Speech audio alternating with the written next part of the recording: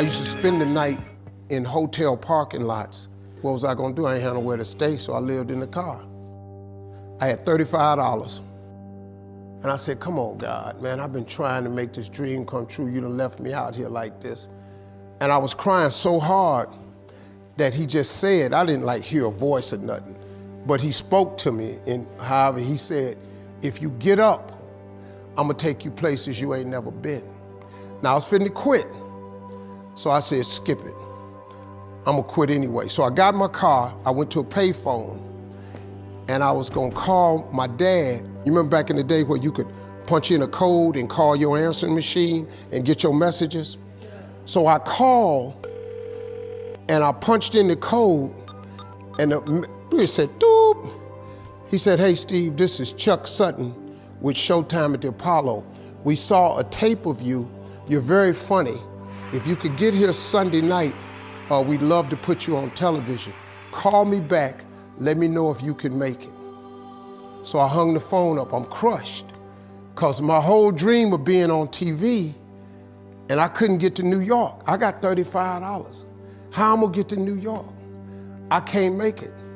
So I'm standing there at the phone booth and tears just coming down my face. I said, God, so that must be a sign for me to go home. Cause this it, I ain't even got the money to go to the Apollo. My whole thing, I wanted to be on TV, I couldn't even make the dream come true. This is the most messed up moment.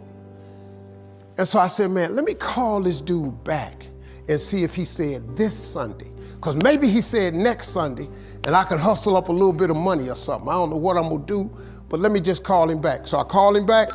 Steve, this is Chuck Sutton, Showtime at the Apollo. We saw a tape of yours. You're very, very funny.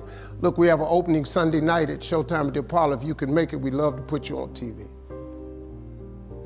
I said, it's this Sunday.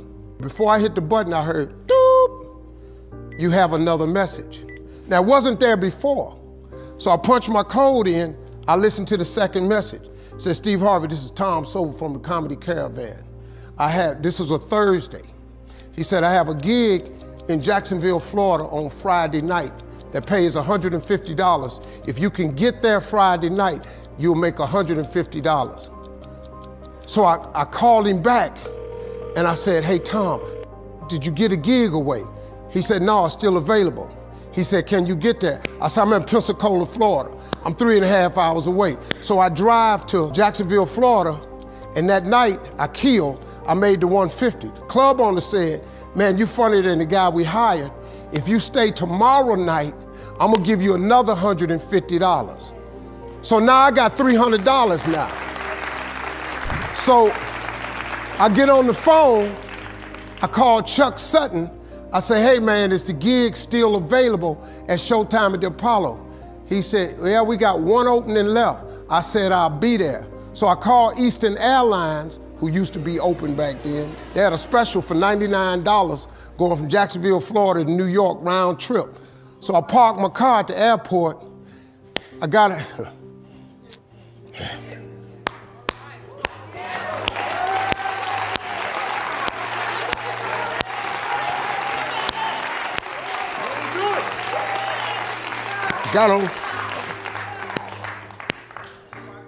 Got on plane, flew.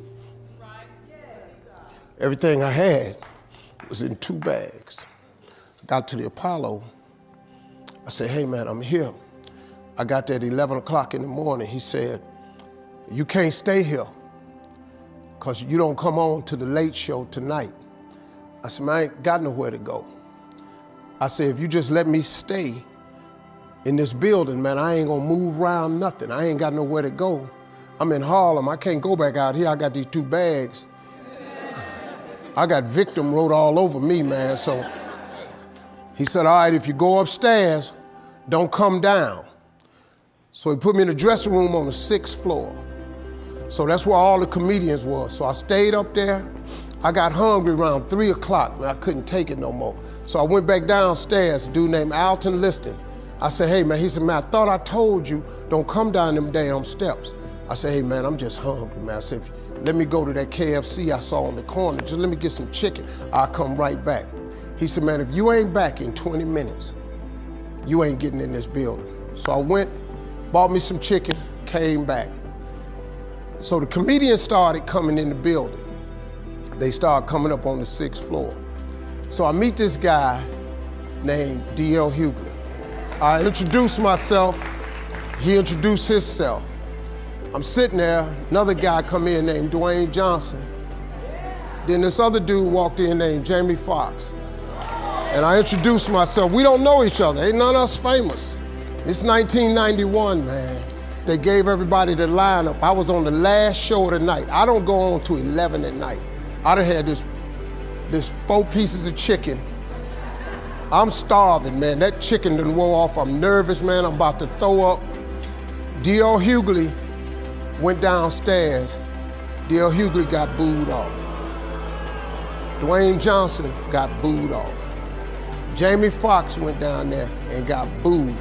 They booed Jamie, then Jamie started singing. And then they started clapping. And Jamie had their ass, then he went back to them jokes, and they got his ass. So I'm walking down the steps and I see Jamie sitting on the steps. I said, hey man, hang in there. He said, man, that ain't never happened to me before, man. This is crazy. This Jamie Foxx, man, one of the most talented people in all of comedy. And now, you don't even know how nervous I am, man. I can't even, my breathing is shot because these dudes been booed. So I walk out, I had wrote this joke. Mike Tyson had got in a fight in Harlem with this heavyweight named Mitch Green. Mike Tyson had hit the dude in the eye in the store. Now he was on the news, his eye was swollen. So the joke I wrote was, they was interviewing Mitch Green and he was telling everybody what happened, but his eye took over the interview. And I wrote this joke that his eye started talking and was just, I tell you what happened. The heavyweight champ's fist is coming towards my face. I just said, Lord, Lord, Lord. And I wrote this whole joke about this dude's eyeball talking. And when the punch came, and all this here, the Apollo, man, they went crazy. They lost their mind. I got a standing ovation, man. I walked off stage, man, just started crying. I couldn't believe it. They paid me. I made $750 for being on TV for one night. I'd never made $750 telling jokes in one night. And so that was my first television appearance. A couple weeks later, Sinbad was the host of the show. He got this job on Different World. And so he quit. And so Mark Curry became the host. And then Mark Curry got hanging with Mr. Cooper and he quit. And they came to me and said, would you come back to New York and host amateur night for us to just try you out? Oh, ain't no problem. And so I went to New York, I hosted amateur night and I was killing. But every time we went to commercial break, I was supposed to let the warm-up act take over like Ruben does. But I knew not to let the warm-up act do that because he would change the attitude of the crowd because the Apollo was a wild place. So I stayed out there. I did the warm-up and the hosting. And I created a bond with that audience. And that's how I got on TV. It was my very first TV show. I hosted Showtime at the Apollo. I ended up being the longest running host in the history of Showtime Apollo. I did that show for 8 years. Nobody ever did it for 8 years. And that was my turn back moment. See, in your life, everybody has a turn back moment. You have a moment where you could go forward or you can give up. But the thing you have to keep in mind before you give up is that if you give up, the guarantee is it will never happen. That's the guarantee of quitting, that it will never happen, no way under the sun. The only way the possibility remains that it can happen is if you never give up no matter what. Because God is always coming. He's never too late. At your worst moment, look man, when they told me I had to be in New York, I saw no way I could get there.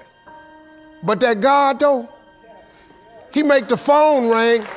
I end up in Florida, I make $300. Then I go to New York, I make $750. Almost got $1,000. out of nowhere. That's what happened to me. That was my moment of never giving up. That's when I first learned that faith was everything, that